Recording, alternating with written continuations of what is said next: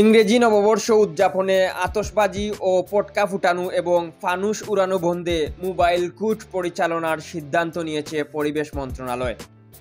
সোমবার 30 ডিসেম্বর মন্ত্রণালয়ের এক সংবাদ বিজ্ঞপ্তিতে এ তথ্য নিশ্চিত করা হয়েছে।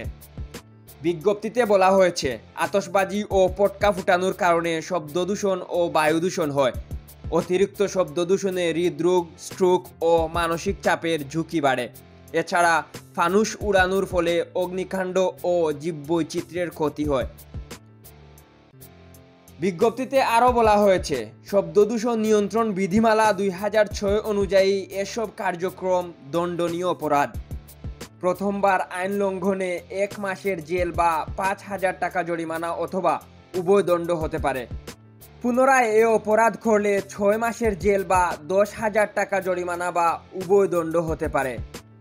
ইংরেজি নববর্ষে আতশবাজি, পটকা ফুটানো ও ফানুস উড়ানো থেকে বিরত থাকার অনুরোধ জানিয়ে ঢাকার ক্লাবগুলো এবং সংশ্লিষ্ট বিভিন্ন সংস্থায় পত্র প্রেরণ করা হয়েছে। জনস্বার্থের জন্য ক্ষতিকর এমন কর্মকাণ্ড হতে বিরত থাকতে সকলের প্রতি অনুরোধ জানানো হয়েছে। এম কে তুহিন, আধুনিক ডেস্ক।